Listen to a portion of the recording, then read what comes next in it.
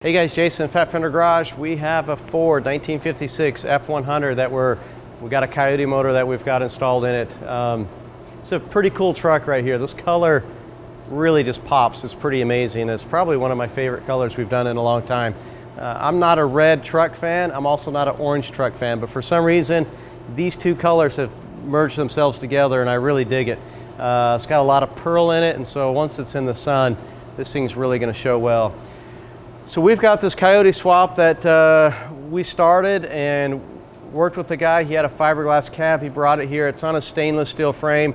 And this thing proved to just really kick our fanny a lot. Like, we spent a ton of time undoing a lot of things that had been done. And so we finally got to the point where we could get it in and get it painted. And there's still some things about this truck that are definitely unique that we don't come across with all of our other builds, but we managed to kind of push through it and get it taken care of and knocked out. So the motor's installed. We're just a day or two away from firing this thing up. The exhaust is all done.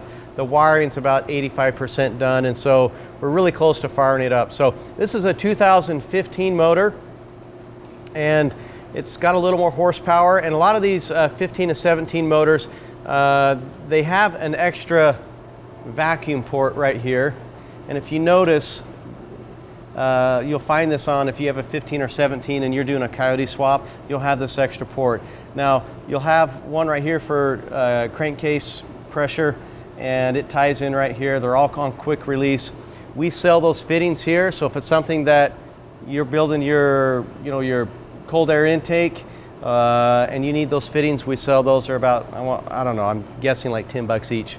We had them specially machined for us so that they actually fit. They're made out of aluminum, so you can weld them right in. And so I had not been able to find good ones anywhere that were built and designed for it. So I finally just got to the point where, and you notice with a lot of stuff we're coming out with, I'm tired of garbage, I'm tired of trash, I'm tired of stuff being made so poorly that it just kind of hurts the overall build. So excuse me. So we got these that we sell here, and it's just a quick disconnect on both these, and there's aluminum fitting there you weld in. So anyways, on this truck we've got wheel wood front and back, and just the dynamics and everything. We didn't have a lot of room to put a booster, and I didn't want anything ugly on the firewall. I'm kind of against boosters on the firewall if they didn't come that way. And so what we did is we got some remote reservoirs. We got master cylinders tucked underneath the dash, and we're using the wheel wood setup. And so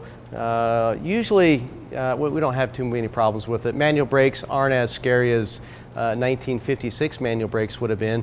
The wheel wood setup with disc brakes, all four wheels, actually works pretty well. So if you have at least 10 or 12-inch rotors, you can kind of get away with the manual setup. So I was not sure about it. We did it in a Mustang one time with the manual brakes. A friend of mine, Casey at Casey's Paint Shop, he told me it worked good on an F100, and so I took his word for it, and he was right. So it worked out pretty good. So anyways, we've got some of the Resto Mod membrane installed. You can see the wheel wood brake pedal has been installed right there along with the gas pedal.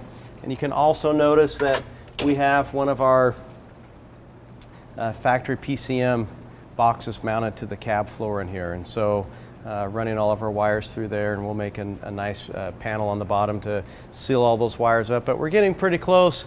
The exhaust system's all been installed. Again, we're running another Tanks Inc. Gas tank, and pretty good budget-oriented tank. You can get a tank and fuel pump and sending unit and everything for like 550 bucks. It's a little bit harder to mount than the Boyd tanks which we use, so you have to be a little bit more of a fabricator to install it, where if you buy a Boyd tank, it just mounts right in. And so plus and minuses with all that stuff. So anyways, we're getting pretty close to it. Like I said, we're probably just a few days away from firing it up, so stay tuned and make sure you're following us and watching this build, because she's going to be pretty awesome and sweet, and hopefully we'll get it in a couple magazines and some shows really quick. Thanks.